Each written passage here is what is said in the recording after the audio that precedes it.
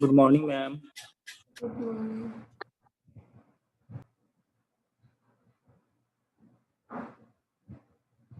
बोल रहे हैं यस मैम। ऑर्थोगोनल सर्कल क्या होगा वो? चलो ठीक है।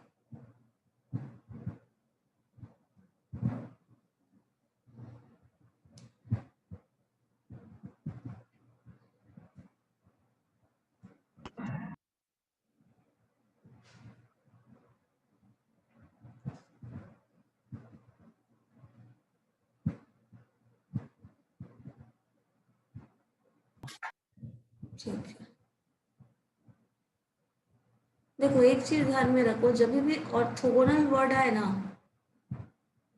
कहीं भी, नॉट सर्कल, मैट्रिक्स या फिर किसी भी टर्म में, किसी भी रिस्पेक्ट में अगर ऑर्थोगोनल वर्ड आता है मतलब समझ लीजिए वो जो भी है वो एक दूसरे के परपेंडिकुलर है।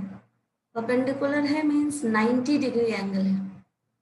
ऑर्थोगोनलिटी का कॉन्सेप्ट ही है, आप जिस टर्म को डील कर रहे हैं उनके बीच में 90 डिग्री एंगल हो। 90 डिग्री एंगल हो मतलब they are perpendicular to each other. उसी को हम लोगों को देखना है। चलो ठीक है, चलो देखो बता देती हूँ क्या है।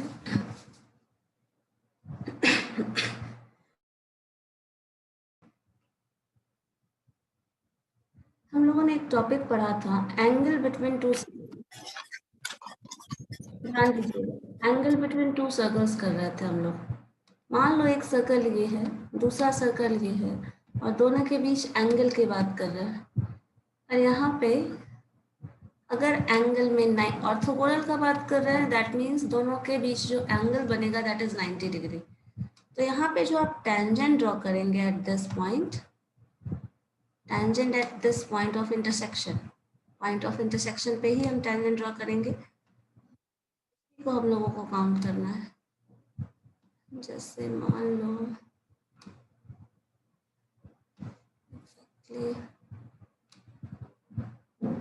इसी पॉइंट पे इंटरसेक्शन पे आना चाहिए। ये एंगल 90 डिग्री बनेगा, ठीक है। अगर ये एंगल 90 डिग्री बनेगा तभी सर्कल्स ऑर्थोगोनल है, अदरवाइज सर्कल ऑर्थोगोनल नहीं है। तो इसी केस को हम लोगों को देखना है। अब इसमें मान लीजिए एग्जैक्टली ये सर्कल तो वैसा बना नहीं है जिसको हम लोग को डील करना है। मान लो वो सर्कल,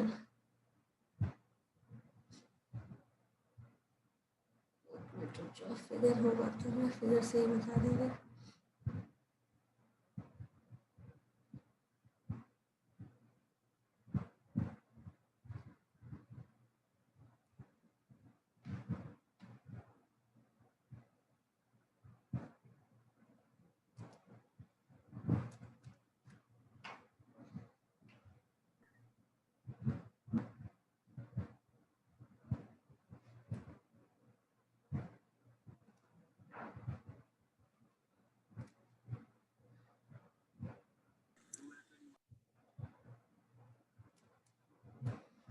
चलिए एक मिनट, देखो फिगर से ज़्यादा क्लियर समझ में आएगा, नहीं तो फिर मुश्किल हो जाएगी। तो देखिए हमारे पास सर्कल होगा 90 डिग्री एंगल, एक सर्कल मान लो ये है, दूसरा सर्कल ये है, ठीक है। आवाज आ रही है? स्क्रीन विजिबल है? Yes ma'am.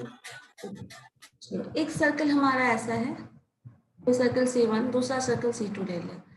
अब इन दोनों सर्कल का सेंटर, सेंटर को आप पॉइंट डिनोट कर लीजिए कुछ भी। एंगल बिटवीन टू सर्कल्स हमने पढ़ा था, तो एंगल बिटवीन टू सर्कल्स अगर 90 डिग्री हो जाए then that is known as orthogonal circles, ठीक है।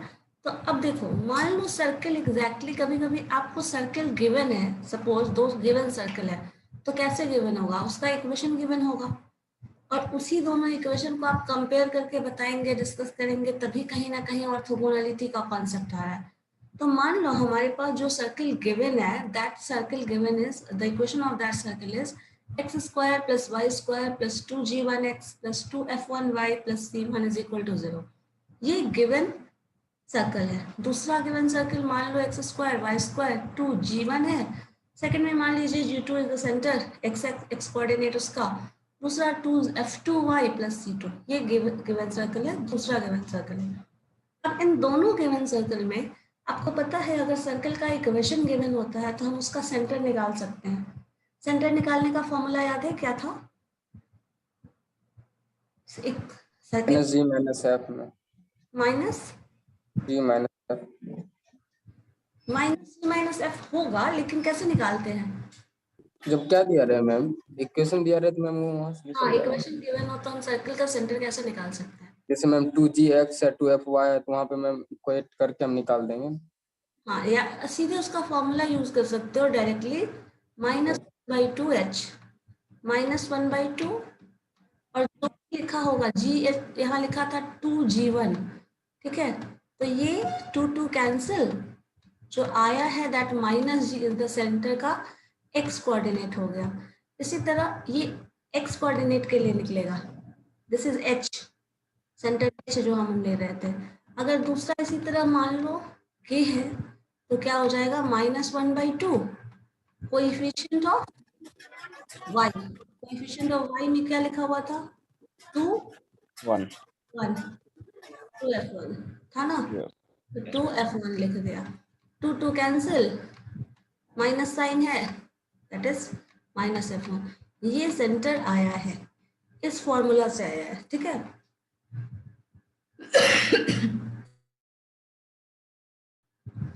ये g1 f1 इस केस में आ गया और दूसरा g2 f2 दूसरे केस में आ गया। अब इसी दोनों सेंटर, मतलब ये हमारे पास इक्वेशन गिवन होगा तो मिल जाता है। तो ये यहाँ से देखिए 2g1 इसका कोएफिशिएंट था, -1/2 से इसको मल्टीप्लाई करना है, इसको दूसरे -1/2 से मल्टीप्लाई करना है, जो टर्म आएगा दैट इज द सेंटर।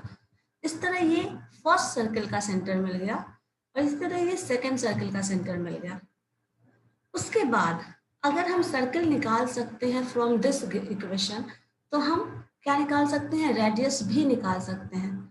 अब इसी इक्वेशन से, जो इक्वेशन हमें गिवन होता है, उसी से हमें रेडियस निकालने का फॉर्मूला भी पता है, दैट इज, अगर रेडियस निकालना हो, उसको नहीं पढ़ा है जिसने, वो एक नोट करते चले जाओ, √100 - g² plus h² - g। h square, जो भी सेंटर कुछ भी हो, g हो तो g, h है तो h, यहाँ पे सेंटर g था तो लिख सकते हो g1 स्क्वायर, माइनस है तो माइनस का भी स्क्वायर करोगे तो प्लस ही आ जाएगा, plus f1 square minus c1 first में दिया हुआ है।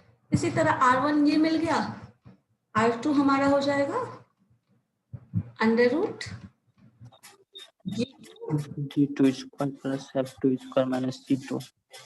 g2 square plus f2 square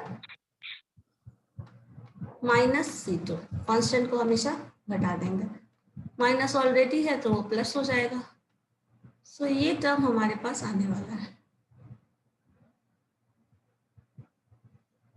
ठीक है। अब यहाँ से आपको ये सारा इंफॉर्मेशन कहाँ से मिला है, ये जो रेडियस मिला है वो सर्कल के इक्वेशन से मिला है, ये जो सेंटर मिला है फर्स्ट सर्कल का, इसी तरह सेकंड सर्कल का भी g2 f2 हो जाएगा माइनस, ये दोनों भी हमें कहाँ से मिला है, सर्कल के इक्वेशन से। कुछ भी एक्स्ट्रा इंफॉर्मेशन नहीं दिया हुआ था, कोई इंफॉर्मेशन ही नहीं है, सिर्फ सर्कल का गिवन इक्वेशन है, आपने उससे इतना सारा टर्म्स कैलकुलेट कर लिया।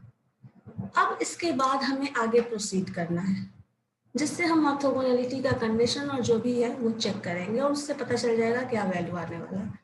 अब देखो, ये पॉइंट सेंटर पता है आपको, तो ये पॉइंट पता है, सेंटर पता है तो ये भी पॉइंट पता है। इन दोनों के बीच का डिस्टेंस बताओ, कैलकुलेट करना सबको आता है या नहीं? Yes ma'am. Yes ma'am. आराम से कर लोगे, दो गिवन पॉइंट्स है, स्ट्रेट लाइंस के बीच का distance, this term minus this term, this term minus, आराम से एक्स एक्सिस और वाई एक्सिस के पोर्शन को घटाओ, स्क्वायर करो, वो वैल्यू मिल जाएगा। अब जरा देखो, मैंने क्या कहा, ऑर्थोगोनल है, ऑर्थोगोनल है that means this angle is going to be 90 degree, ये एंगल 90 डिग्री का होगा। जब ये एंगल 90 डिग्री का होगा तो आपको पता है ना, इसका स्क्वायर प्लस इस टर्म का square is equal to term का स्क्वायर। यस। और ये टर्म क्या है, ध्यान से सही देखिए, this term is the radius of the second circle, This term is the radius of the first circle. है या नहीं? This is Yes, ma'am. radius of the first circle. This is the radius of the second circle. और ये जो है इन दोनों का distance आप निकाल सकते हो. Radius of first circle का square plus radius of second circle का स्क्वायर, इस डिस्टेंस का स्क्वायर. कैलकुलेट करना मुश्किल है क्या? No, ma'am. कर सकते हैं आराम से. यही चीज यहाँ कैलकुलेट किया गया है, जो कैलकुलेट करके देखो. इसी को टर्म्स में, लैंग्वेज में C1 C2 का स्क्वायर, दिस डिस्टेंस का square is equal to C1P का स्क्वायर. C1P का होल स्क्वायर ले लो, C2P का होल स्क्वायर ले लो, दोनों ऐड कर दो. ये term this distance is equal to G1 minus G2, minus minus plus हो जाएगा, तो A square plus B square minus 2AB. इसी तरह यहाँ A square plus B square minus 2AB पे इसको ब्रेक कर देंगे. C1P का स्क्वायर, दिस इज द क्या है, radius of first circle, radius of second circle, square कर दिया है, तो यहाँ पे उसी टर्म का स्क्वायर है, रूट हट के जो आपने रूट निकाला था. इन दोनों को आपस में इक्वेट कर देना है. तो इक्वेट करोगे तो ये टर्म प्लस ये टर्म, देखो यहाँ लिखा है अंदर right hand side, left hand side में इस टर्म का स्क्वायर प्लस इस टर्म का स्क्वायर. यहाँ जब सिंप्लीफाई करते हैं इसको, तो इसको a प्लस बी के होल स्क्वायर पे ब्रेक करो, तो यहाँ G1 का स्क्वायर आएगा, यहाँ G1 का स्क्वायर है, they will cancel each other. G2 का स्क्वायर यहाँ आएगा, G2 का स्क्वायर यहाँ भी है, they will cancel each other. F1 का स्क्वायर यहाँ है, यहाँ भी होगा, है भी, cancel each other. Similarly F2 का स्क्वायर वो भी कैंसिल हो जाएगा. नेक्स्ट 2F1 F2 यहाँ बचेगा, 2G1 G2 यहाँ बचेगा. एग्जैक्टली देखो लिखा हुआ है, बट जो बचेगा that is in minus, Yes, ma'am. Because यहाँ पे माइनस टर्म एक इन्वॉल्व है, तो यहाँ पे माइनस में आएगा. इसी तरह यहाँ देखिए C1 is in minus, C2 is in minus, but minus दोनों में से कॉमन लेके हम रिमूव कर दे रहे हैं. सो ये वो कंडीशन है जब ऑर्थोगोनल सर्किल होने वाला है. तो आपके पास अगर सर्किल का इक्वेशन दिया हुआ हो, जो हम एग्जांपल से अभी देखेंगे अभी, तो आप उससे इस कंडीशन को सेटिस्फाई करा लें. अगर ये कंडीशन सेटिस्फाई होता है तो वो दोनों सर्कल ऑर्थोगोनल होगा.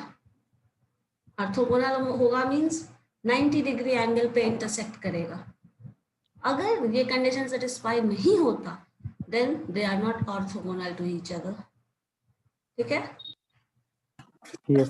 एक इक्वेशन हम लोग एग्जांपल के लिए ले लेते हैं. सपोज हमारे पास इक्वेशन है x1 x square plus Y square minus 2x plus 4y plus 9 is equal to 0. Similarly दूसरा एक कंडीशन है x स्क्वायर, दूसरा इक्वेशन है हमारे पास सर्कल का, that is x square Y square minus 4x plus 8y plus 7 is equal to 0. देखो तो चेक करके, आर दे ऑर्थोगोनल और नॉट.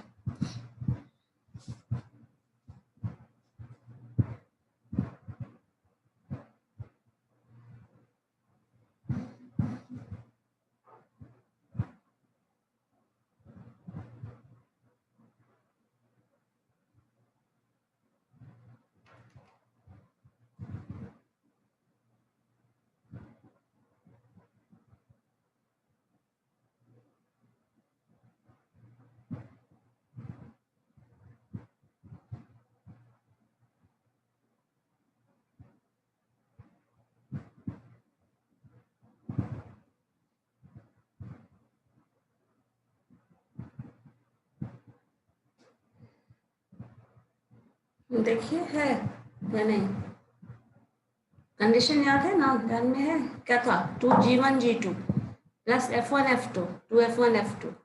कंडीशन है 2G1 G2 plus F1 F2 2F1 F2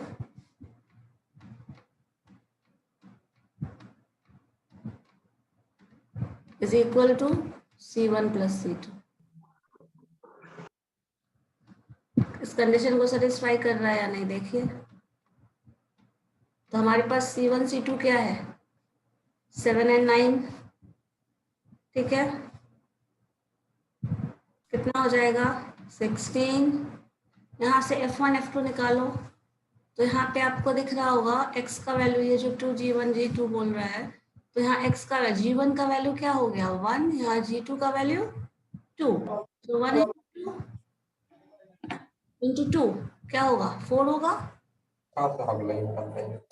2 F1 F2 क्या है, F1 कितना है बताइए, F1 क्या है। अच्छा 2 और 4। 2 और 4, अच्छा नेगेटिव साइन और पॉजिटिव साइन भी देखना पड़ेगा ना। यस मैम, यहाँ पॉजिटिव है तो ये नेगेटिव साइन होगा, नेगेटिव नेगेटिव मल्टीप्लाई हो जाएगा, है ना। ये पॉजिटिव साइन है, यहाँ G1 का वैल्यू क्या हो जाएगा -1/2 से मल्टीप्लाई करोगे तो -1/2 इंटू 2, तो यहाँ -4 है और 4, तो 4 हो जाएगा, -2 हो जाएगा, ये क्या होगा बताइए -2 होगा। मैम इक्वेशन से कंपेयर करेंगे तो x square plus Y square plus 2gx plus 2fy plus 3 होता है, तो इसमें माइनस साइन आ जाएगा ना मैम 2gx इसमें देखिए हाँ इसमें। अगर इक्वेशन से ऐसे नहीं करता, h का हमेशा वैल्यू यही है सेंटर निकालने का, -1/2 एकदम रट लो इंटू कोएफिशिएंट ऑफ x, तो वो -2 है, तो they will cancel each other, minus minus multiply होके क्या हो जाएगा प्लस हो, तो यहाँ पे जो वैल्यू आएगा ना दैट इज +1। यस समझ रहे हैं।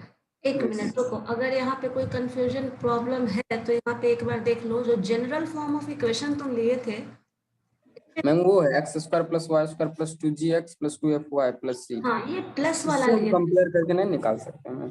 हाँ तो कर सकते हैं, तो जो प्लस था तो प्लस वाला टर्म था तो माइनस आया, माइनस माइनस था तो प्लस आया, तो मैंने तो यही किया ना,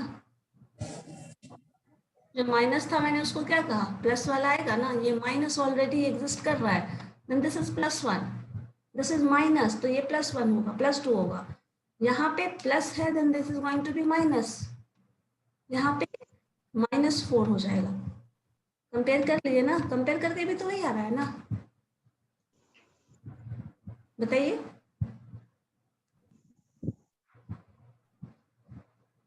नहीं आ रहा है।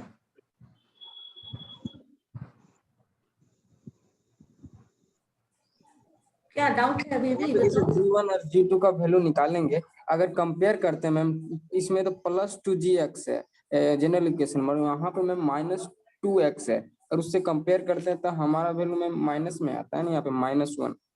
अच्छा उससे कंपेयर वैसे कर रहे हैं, प्लस है यहाँ यस माइनस कंसिडर करेंगे, नहीं नहीं वैसे नहीं करना है, इन जनरल फॉर्म में वो प्लस है लेकिन यहाँ माइनस हो जा रहा है तो माइनस इंक्लूडेड होगा, वो जनरल फॉर्म में प्लस है तो ये प्लस रहेगा, मतलब माइनस हो जाएगा, उल्टा ये हो जाता है। इस को ध्यान में रखो ना, ज्यादा अच्छा है, यही यही यूज होता है, सेंटर आपको नहीं बताया भी होगा मैंने, यस यही तरीका, -1/2 से मल्टीप्लाई करते हैं इंटू h, तो इससे आएगा, कैलकुलेट करके कहीं दिखाया भी होगा, बुक में भी देख सकते हो, ये माइनस आ जाएगा, तो यहाँ भी माइनस माइनस 2 बार मल्टीप्लाई होने वाला है तो प्लस ही आ जाएगा, 4 2 जा 8, 8 2 जा 16, तो ये इस कंडीशन को सेटिस्फाई नहीं कर रहा, so these two circles are not orthogonal.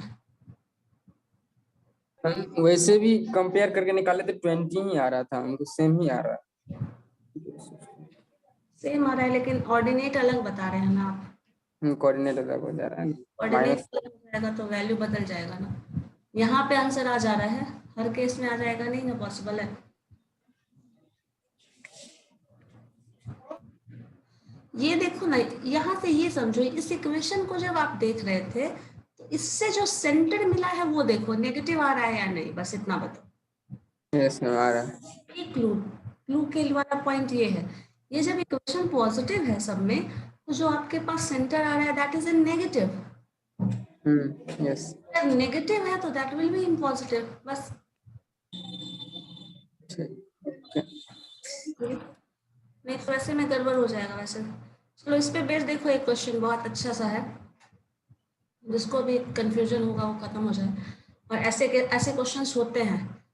Find the equation of circle which is orthogonal to 3 circles. यहाँ पे क्या दिया है, 3 सर्कल का इक्वेशन दे दिया है, और इन तीनों सर्किल के ऑर्थोगोनल एक नया सर्किल है जिसका इक्वेशन निकालना है आपको। मतलब ये है, देयर आर 3 सर्कल्स, और ऐसे क्वेश्चंस के आने के चांसेस ज्यादा होते हैं। एक सर्कल मान लो ऐसा कुछ है, एक सर्कल ये है, सर्कल ये है, और दूसरा थर्ड सर्कल ये है, और इन तीनों सर्कल के ऑर्थोगोनल एक सर्कल जो सेंटर वाला है, सेंटर वाला सर्कल बताइए तीनों के ऑर्थोगोनल हो सकता है इस तरह से। यहाँ भी 90 डिग्री एंगल बनेगा, यहाँ भी 90 डिग्री, किसी एक में बन रहा है तो ऑब्वियसली दोनों में बनेगा। ये भी 90 डिग्री, ये भी 90 डिग्री, और ये भी 90 डिग्री। ये ऐसे डायरेक्टली बनेगा नहीं, यहाँ पे आपको टेंजेंट ड्रॉ करके ही बताना होगा। तरीका वही है कि आप टेंजेंट टेंजेंट ड्रॉ करें। तभी बताएंगे, वैसे ही बनेगा। तो इस तरह से ये सर्किल, अब आपको क्वेश्चन में क्या पूछा गया है कि इस सर्किल का इक्वेशन बताइए, ठीक है। यस, 3 सर्किल का इक्वेशन दिया हुआ है, 3 सर्किल के ऑर्थोगोनल एक सर्किल ये है। तो मान लो जो सर्किल अननोन है उसका कुछ इक्वेशन आप ले सकते हो, दैट इज मान लीजिए square plus Y square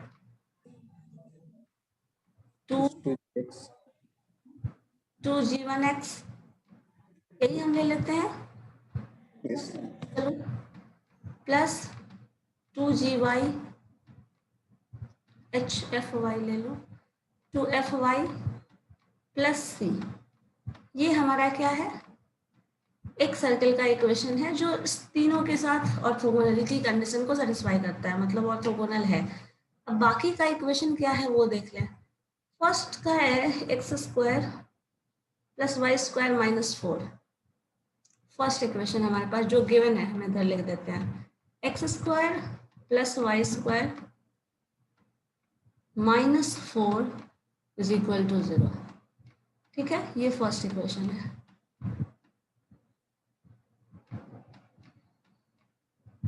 second circle है आपका X square plus Y square minus X plus 2y minus 3। X square plus Y square minus X plus plus 2y minus 3 plus 2y minus 3 is equal to 0। ये दूसरा circle है। Number third circle जो है वो है X square plus Y square plus 4x, X square plus Y square plus 4x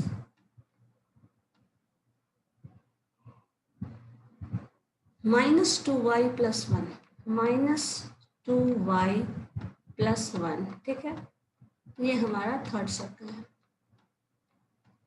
अब देखो ये तीनों सर्कल इससे ऑर्थोगोनल है, तो ऑर्थोगोनलिटी कंडीशन इस इक्वेशन को इससे मेंटेन करना चाहिए, इस इक्वेशन को भी इससे मेंटेन करना चाहिए, और इस इक्वेशन को भी इससे मेंटेन करना चाहिए, तभी वो सेटिस्फाई होगा। अब देखो फर्स्ट के कोएफिशिएंट को आप इससे कंपेयर करो। क्या कंडीशन था हमारा, 2g1 g2 plus 2f1 f2 equal to c1 plus c2। हाँ ठीक है। अब अगर हम करना है ऐसे, तो यहाँ g1 g2 वाला सेंटर जो है दैट इज 0 0।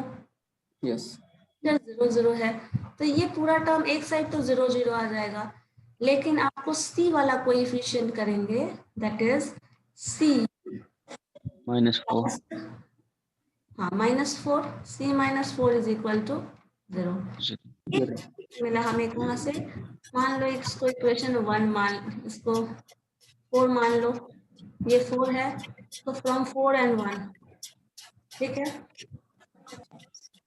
और इसी तरह 4 और 2 को कंपेयर करिए, तो x का वैल्यू यहाँ क्या है, देखिए दिस इज माइनस है, क्या हो जाएगा प्लस हाफ।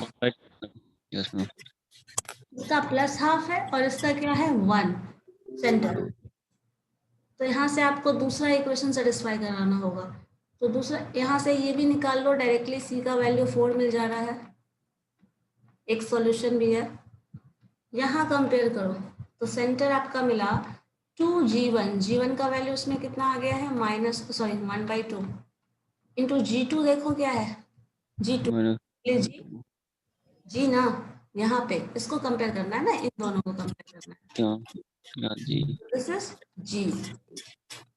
फिर आप दूसरा टर्म देखेंगे plus sign 2f1 f2, f1 कहाँ है, यहाँ पे f1 का वैल्यू -1 -1 -1, और इसमें क्या आ रहा है f, यहाँ पे माइनस देखेंगे हम, -2f होगा, that is equal to c1 + c2।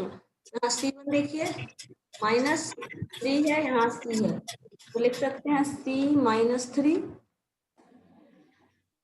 बताइए हाँ या ना।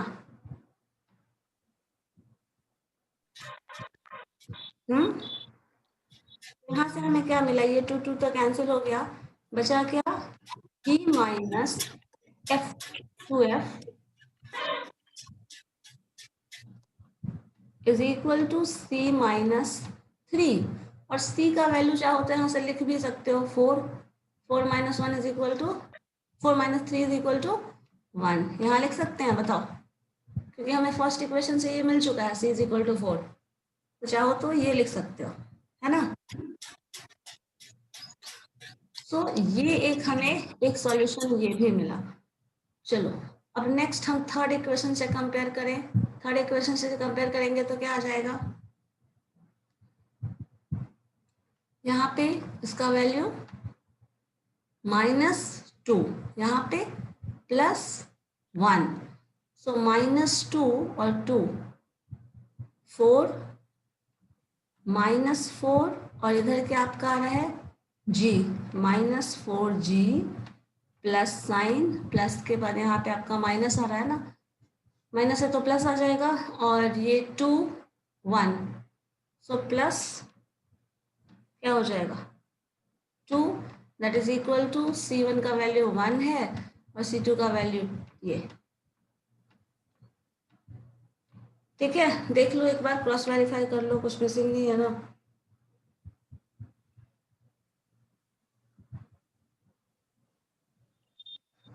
टू, अच्छा यहाँ पे f नहीं लिखा, अब c का वैल्यू यहाँ आप चाहो तो 4 लिख सकते हो, तो ये हो जाएगा 5, क्योंकि तीनों इक्वेशन सेटिस्फाई कर रहा है ना एक ही कंडीशन को, यहाँ पे आप ये निकाल सकते हैं। अब इन दोनों इक्वेशन से g और f का वैल्यू निकाल लीजिए, जो g और f का वैल्यू आएगा उसको इस इक्वेशन में पुट कर दीजिए, वही हमारा वो हो जाएगा रिजल्ट, ठीक है। समझ गए क्या हो रहा है। इसी तरह से देखो, इसी को इक्वेशन को सेटिस्फाई करा के सॉल्व कराया हुआ, देखिए आपका वही टर्म आ रहा है ना, -4 + c is equal to 0, c - 4 is equal to 0 मैंने लिखा था, यहाँ से c इज इक्वल टू 4 आया, ये वैल्यू। अब इन तीनों वैल्यूज को, इन तीनों इक्वेशन को सॉल्व करना है। तीनों इक्वेशंस को सॉल्व करने के बाद g का वैल्यू, f का वैल्यू और c का वैल्यू, c का वैल्यू 4 मैंने निकाल दिया था, f का वैल्यू और g का वैल्यू इन दोनों इक्वेशन से कंपेयर करके निकाल लो, जो आ गया एग्जैक्टली उसको इक्वेशन में पुट कर दीजिए। दिस इज द सर्किल जो कि इन तीनों सर्कल्स से ऑर्थोगोनल होगा। समझ गए? बताओ क्लियर है या नहीं? ऐसा क्वेश्चन और दे बना सकते हैं? यस।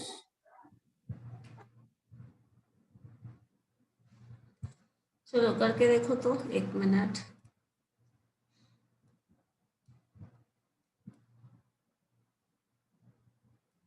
ऑर्थोगोनल सर्कल्स, सेंटर,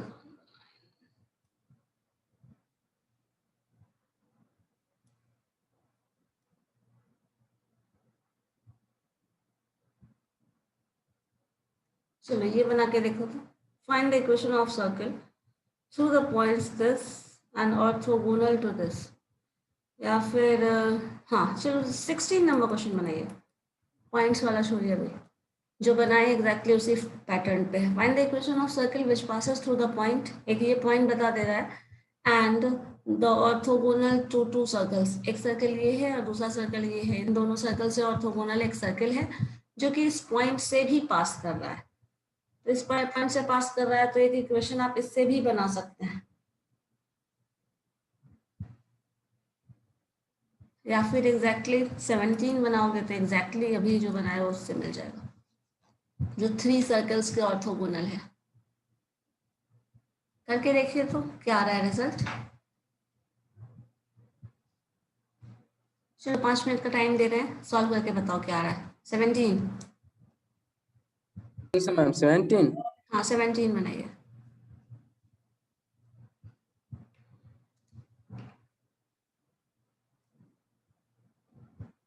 एक सर्कल है जो इन तीनों सर्कल के ऑर्थोगोनल है। Find the equation of circle orthogonal to these 3 circles.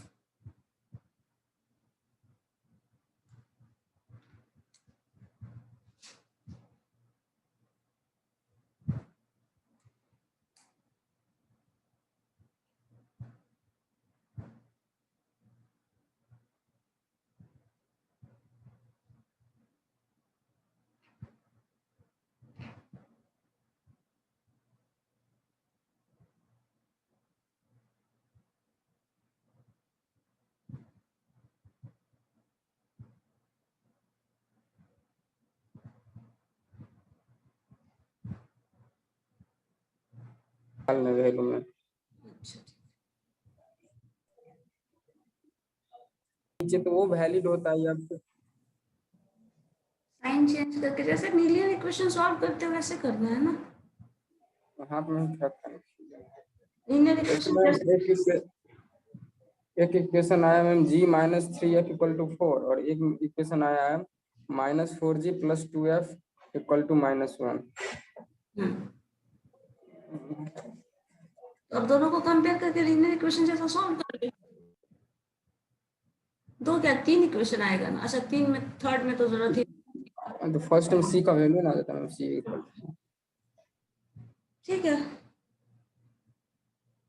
Linear equation जैसा सॉल्व कर लीजिए, जैसे लीनियर इक्वेशन में सॉल्व करते हैं बस।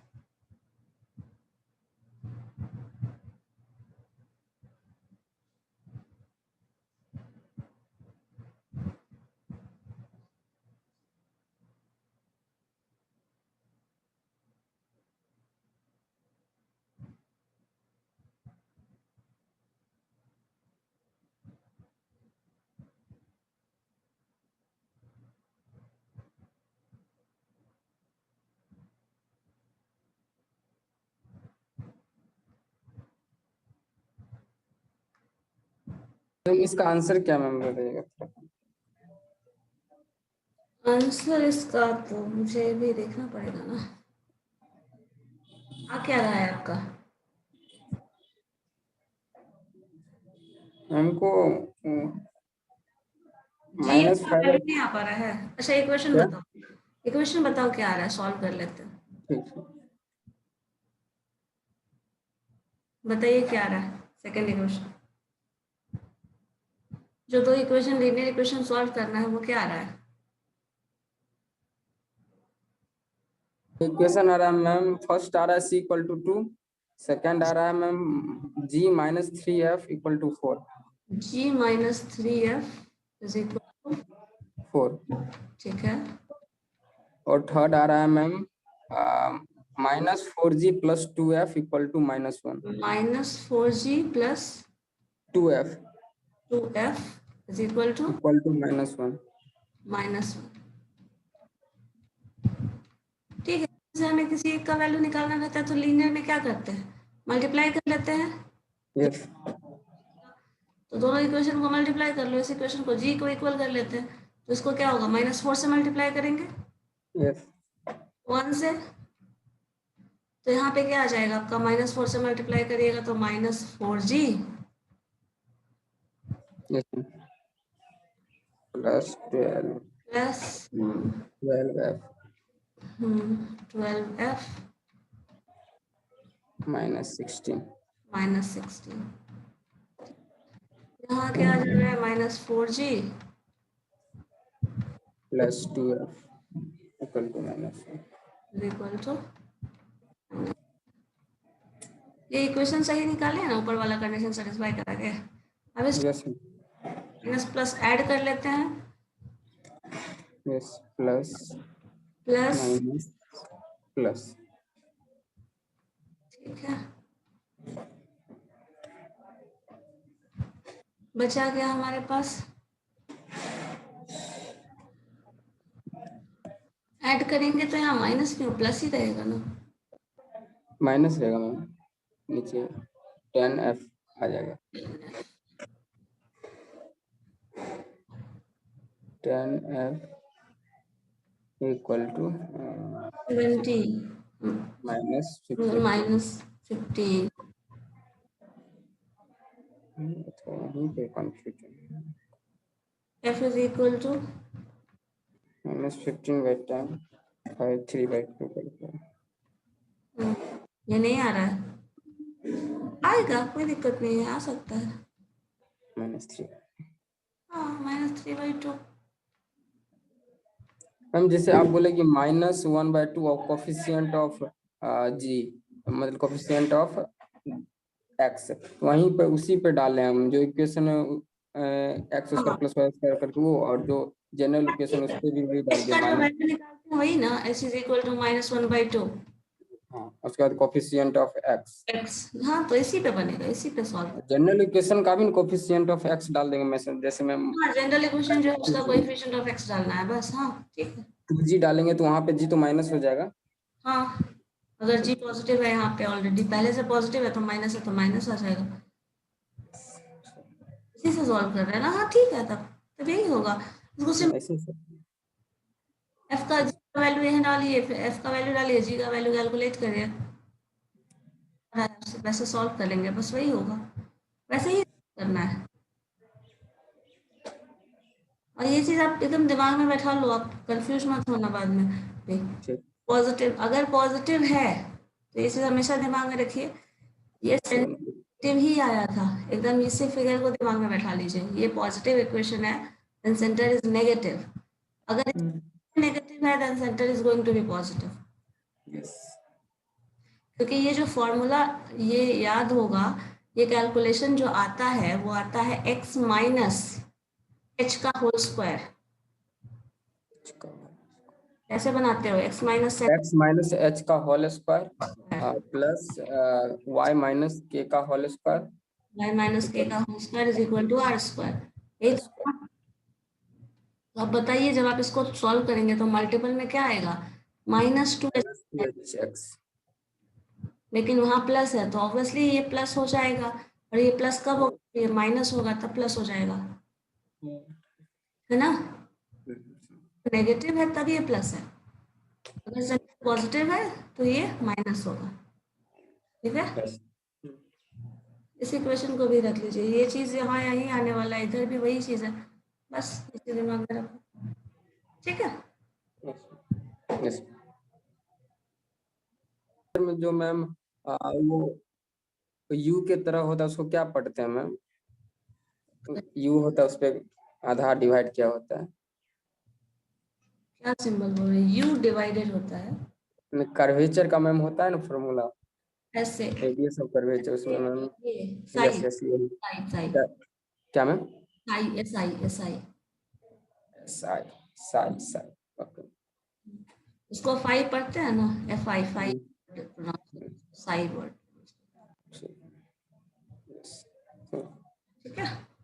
कर्वेचर साई डिफाइन करते हैं, ठीक है। फिर तो नेक्स्ट डे करते हैं सिम्टोट और कर्वेचर का कुछ आइडिया ले लेते हैं, ओके।